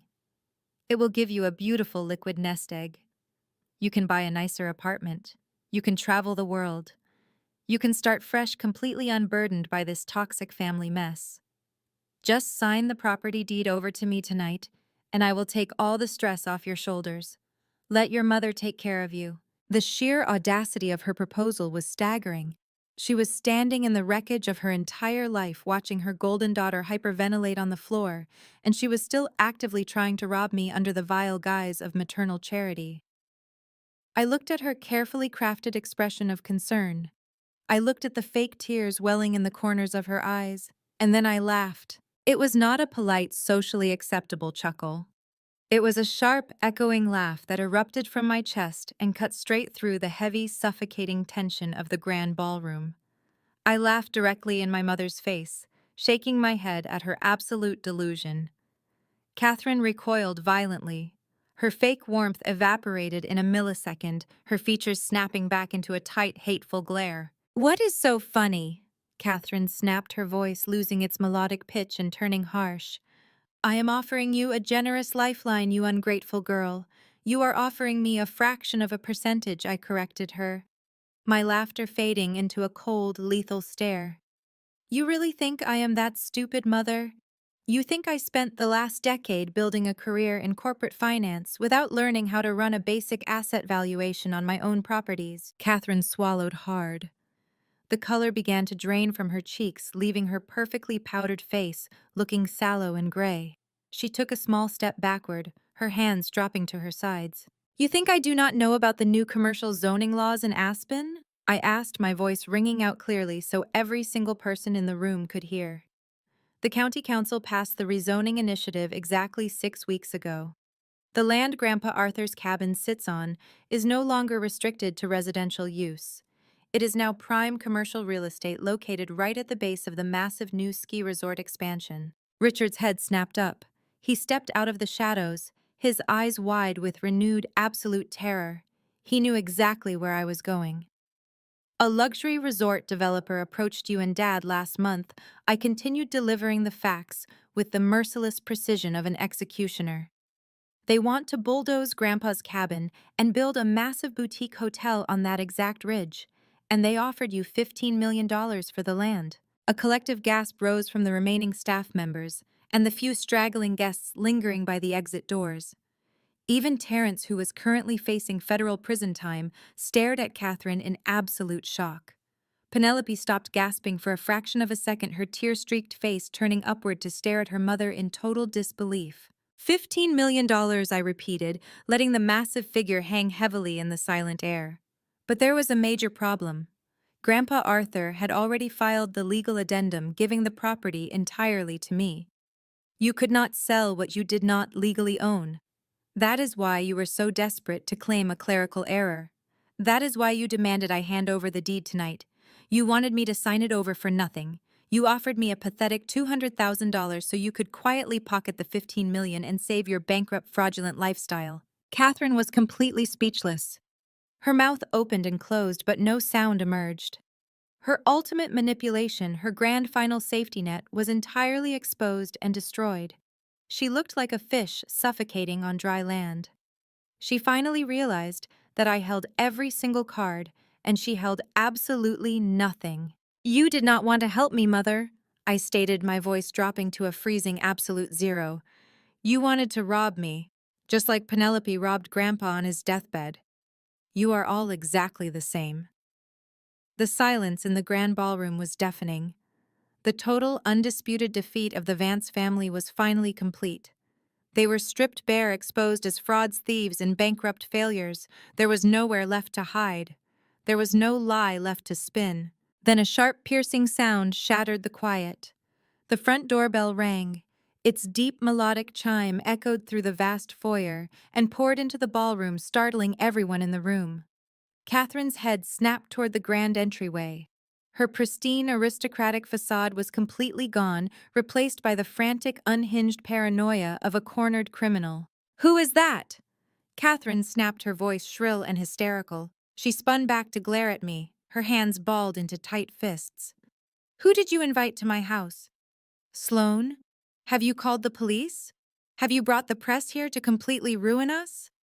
I looked at my mother, taking in her sheer, unadulterated terror. I offered her a calm, genuinely relaxed smile. "No police, Mother," I replied smoothly. "Just a character witness." Heavy, purposeful footsteps echoed against the marble floor of the foyer. The massive double doors swung fully open, pushed wide by the remaining valet staff. A figure stepped into the brilliant light of the entryway, casting a long, commanding shadow into the ruined ballroom. Aunt Beatrice stepped into the foyer. She wore a sharply tailored charcoal trench coat over a pristine ivory suit. Her silver hair was pulled back into an immaculate French twist, and her posture was as rigid and unyielding as a steel beam. Beatrice looked like a high court judge, arriving to deliver a final, inescapable verdict. She radiated an aura of absolute authority that instantly sucked the remaining oxygen out of the room. "Get out of my house!" Richard bellowed. His voice cracked, betraying the raw, primal panic bubbling beneath his rage. "You have no right to be here. You were banished from this family 15 years ago. Beatrice Security, remove this woman immediately." The remaining valet staff and caterers did not move a single muscle. They simply stared, utterly mesmerized by the spectacular implosion of the Vance dynasty. Beatrice did not flinch. She calmly handed her leather gloves to a stunned waiter standing by the door and walked into the grand ballroom with the measured, unhurried pace of an apex predator. She did not look at the extravagant floral arrangements or the crystal chandeliers. She ignored Penelope, who was still gasping and clutching her chest on the marble floor. She bypassed Catherine, who had practically pressed herself against the wall in terror. Beatrice walked directly to me. She stopped, looked me up and down, and smiled. It was a real, genuine smile that reached her eyes, completely devoid of the toxic transactional warmth my parents always used. "You did beautifully, Sloane," Beatrice said, her voice clear, resonant, and carrying effortlessly across the silent room. "Arthur would be incredibly proud of the woman you have become. You fought exactly the way he always hoped you would." I felt a sudden, unexpected tightness in my throat. For my entire life, I had been gaslit into believing I was the problem. I had been told I was cold, difficult, and unworthy. Hearing this brilliant, formidable woman validate my existence and my grandfather's love was the ultimate vindication. Richard staggered forward, his face turning a dangerous mottled shade of purple. "I said get out!" he screamed, pointing a shaking finger at the foyer. "She has no business bringing you here. This is a private family matter. You are not part of this family. You lost the right to use the word family a long time ago." "Richard," Beatrice countered, turning her steely gaze onto her younger brother. "I received Sloane's message about your pathetic attempt to contest Arthur's will." It sounded painfully familiar. In fact, it sounded exactly like the script you used on me 15 years ago. Richard opened his mouth to shout another order, but the words died in his throat. He took a step back, intimidated by his older sister's sheer, uncompromising presence. Beatrice looked around the room, addressing the straggling guests. The staff and the shell shocked Catherine. For those of you who only know the polished Vance family myth, allow me to correct the historical record. Richard did not build this corporate empire from scratch. He stole its foundation from me. Catherine tried to speak, raising a trembling hand. Beatrice, please let us not drag up the past. Save your breath, Catherine. Beatrice snapped, slicing through my mother's fake diplomacy like a blade. You were complicit then, and you are complicit now. You helped him forge the narrative that I was the black sheep, just like you tried to do to Sloane. Beatrice turned her attention back to Richard, dissecting him with surgical precision. When our parents built their primary manufacturing firm, I was the one running the operations. Beatrice stated, her voice echoing off the high ceilings. I doubled their revenue in a decade. But when our father's health began to decline, Richard swooped in. He isolated our parents. He changed the estate documents behind my back. He used the exact same gaslighting tactics he tried tonight. He told the board of directors I was emotionally unstable. He claimed I was financially incompetent. He manufactured fake accounting errors to justify seizing control of the firm that I had spent my entire adult life expanding. Richard was visibly shaking. His hands trembled at his sides.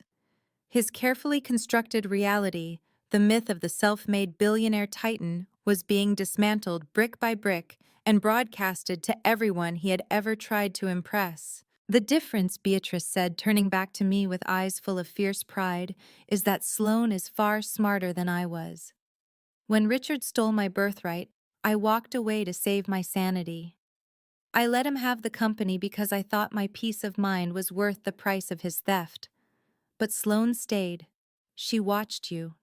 She learned exactly how your toxic machinery operates, and she dismantled it from the inside out. She beat you at your own corrupt game. You are just bitter, Richard spat. His voice had lost its thunder, reducing to a pathetic, desperate hiss. You have been holding a grudge for a decade and a half because you lacked the vision to lead. You are nothing but a jealous exile. You have no power here, Beatrice. This is still my house. I still have leverage. I have corporate investors. I have banks backing me. Vanguard might hold some debt, but I will secure the capital to crush both of you. Beatrice let out a low, melodic laugh that sent a visible shiver down Richard's spine. It was a laugh of absolute terrifying superiority. She reached into the pocket of her tailored trench coat and retrieved a sleek silver business card case. With a sharp snap, she opened it, extracted a single heavy card and tossed it onto the marble floor. It landed precisely at Richard's feet. You have always been terrible at doing your due diligence, little brother, Beatrice said, her tone dripping with absolute authority. You have spent the last 3 weeks practically begging Liberty Sovereign Bank for an emergency $8 million bailout loan. You needed that cash to cover the margins Terrence destroyed. You submitted fraudulent revenue projections, hoping the loan officers would blindly approve it based on the Vance name alone. Richard stared at the business card resting by his expensive leather shoes. His breathing completely stopped. The blood drained from his face so fast he looked like a corpse. I am a senior partner at Liberty Sovereign, Beatrice announced, her words dropping like an anvil in the silent ballroom. I sit on the Executive Risk Committee. I am here to personally inform you that your loan application is denied and your existing credit line is officially terminated. Richard stared at the heavy, silver-embossed business card resting by his expensive leather shoes. The absolute finality of Beatrice's words hung in the stale, suffocating air of the ballroom. His corporate empire was officially dead. There would be no secret bailout. There would be no last-minute financial restructuring to hide the bleeding assets. Liberty Sovereign Bank was the only institution left on the eastern seaboard that had not completely blacklisted the Vance family, and Beatrice had just severed that final fraying rope with a single sentence.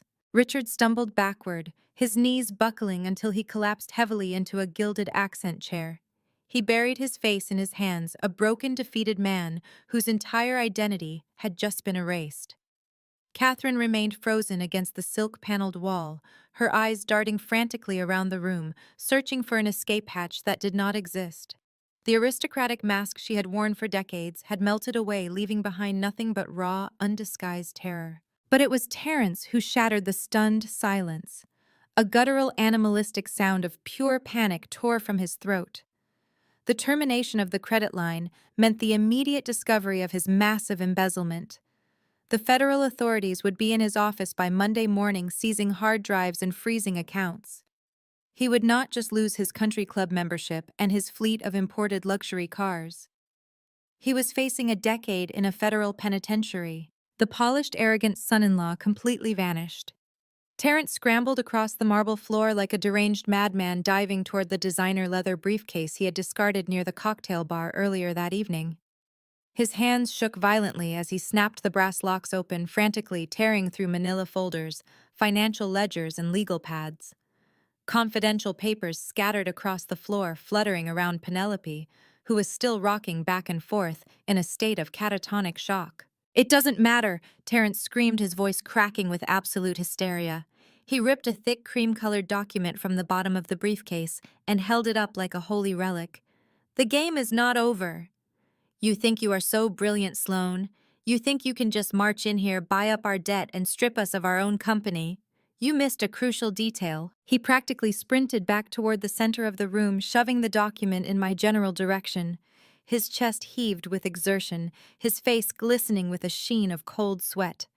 "I have a contract right here," Terence bellowed, his eyes wild and manic. "Signed by Sloane, exactly 9 years ago. A legally binding, irrevocable proxy agreement, transferring her corporate voting rights entirely to Penelope." I kept my posture completely relaxed, my arms crossed comfortably over my chest. I watched him rant, refusing to give him a single ounce of emotional reaction. Catherine suddenly snapped out of her paralyzed state. The mention of a legal loophole acted like a shot of adrenaline straight to her heart. She rushed to Terence's side, snatching the document from his trembling hands to read the bold print at the top of the page. A malicious, triumphant smile spread across her face. The fake maternal concern she had displayed minutes earlier evaporated, entirely replaced by the vicious, calculating predator I had known my entire life. "See?" Catherine sneered, stepping forward to vigorously wave the paper in my face. "You have no power here. You spent all this time orchestrating a hostile takeover, acquiring Vanguard debt, and playing your little corporate spy games, but you forgot your own stupidity. You always were too naive for your own good, Sloane. You signed this right before you moved into the city. You handed over your entire stake in Vance Holdings to your sister because you were desperate for our approval. You handed us the keys years ago." Richard lifted his head from his hands. A spark of manic hope ignited in his eyes. He pushed himself out of the chair, his posture instantly straightening as the old bullying patriarch returned to life. "If Penelope holds your voting rights, your hostile takeover is completely null and void," Richard declared, a dark, victorious chuckle rumbling deep in his chest. "We hold the majority vote. We can instantly block your aggressive maneuvers, invalidate the debt acquisition, and expel you from the board entirely. You just spent millions of dollars to bankrupt yourself, Sloane. You lose. We keep the company. We keep everything." They stood shoulder to shoulder, Richard, Catherine, and Terence forming a united front of absolute delusion. They were so blinded by their own greed and desperation that they failed to realize they had just walked directly into a steel trap. Beatrice stood beside me, perfectly still, her sharp eyes studying the document in Catherine's hand. She did not say a word, allowing me to dismantle my family at my own pace. I looked at the piece of paper Catherine was practically crushing in her manic grip. I remembered the exact day Terence had cornered me in my father's study 9 years ago. I remembered him shoving a stack of routine tax documents in front of me, aggressively demanding my signature, exploiting the fact that I was a grieving, overwhelmed 20-something trying to process my grandfather's recent passing. He had quietly slipped this fraudulent proxy agreement into the middle of the stack, assuming I was too distracted to read the fine print. But I had not been as naive as they believed. I had caught the discrepancy instantly. I had known exactly what Terence was attempting to do. And instead of confronting him, I had let him take the document. I had let him bury it in his files, knowing that one day he would be desperate enough to use it. I did not blink. I did not raise my voice. I simply offered them a smile so chilling it caused Terence to physically recoil. Take a closer look at the notary stamp on that document, Terence, I instructed, my voice echoing with lethal, unyielding calm. Go ahead. Read the name printed on the official blue ink seal at the very bottom of the final page. Catherine frowned, her triumphant sneer faltering. She hastily flipped to the last page, her eyes squinting to read the small stamped text. Terence leaned over her shoulder, his breathing shallow and rapid. It is signed by Arthur Pendleton, I stated, enunciating every single syllable with crystal clarity. The prominent public notary who handled all of the Vance family's real estate transactions for over 40 years. It is his official seal. It is his signature validating that I supposedly signed away my voting rights to Penelope exactly 9 years ago. Richard frowned, clearly confused by the direction of my argument. Yes, and Arthur was our sworn notary. It is perfectly legal. Is it? I asked, tilting my head. Because Arthur Pendleton died of a massive stroke 10 years ago. The color drained from Terence's face instantly. He stumbled backward as if the piece of paper had suddenly caught fire in his hands. Catherine dropped the document entirely. It fluttered to the marble floor, landing right next to Beatrice's bank card. You forged the date, Terence? I continued, my voice slicing through the room like a guillotine. You slipped a backdated proxy form into a stack of old tax paperwork, completely forgetting to check the status of the notary whose stolen stamp you used to legitimize it. You cannot have a dead man notarize a legal contract a full year after his own funeral. Terence began to shake violently. He backed away, his hands raised in the air, his eyes darting frantically toward the exit. You just presented a forged legal document, I said, delivering the final crushing blow. You presented it with the explicit intent to commit corporate fraud and manipulate a hostile takeover. And you did it right in front of a licensed forensic auditor and a senior executive of Liberty Sovereign Bank. Richard stared at the heavy silver-embossed business card resting by his expensive leather shoes. The absolute finality of Beatrice's words hung in the stale, suffocating air of the ballroom. His corporate empire was officially dead. There would be no secret bailout. There would be no last-minute financial restructuring to hide his bleeding assets. Liberty Sovereign Bank was the only institution left on the eastern seaboard that had not completely blacklisted the Vance family, and Beatrice had just severed that final fraying rope with a single devastating sentence. He stumbled backward, his knees buckling until he collapsed heavily into a gilded accent chair.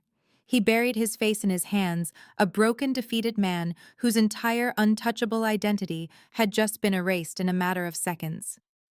Catherine remained frozen against the silk-paneled wall, her eyes darting frantically around the room, searching for an escape hatch that simply did not exist.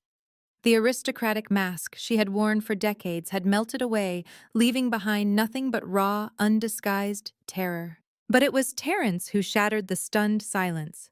A guttural, animalistic sound of pure panic tore from his throat.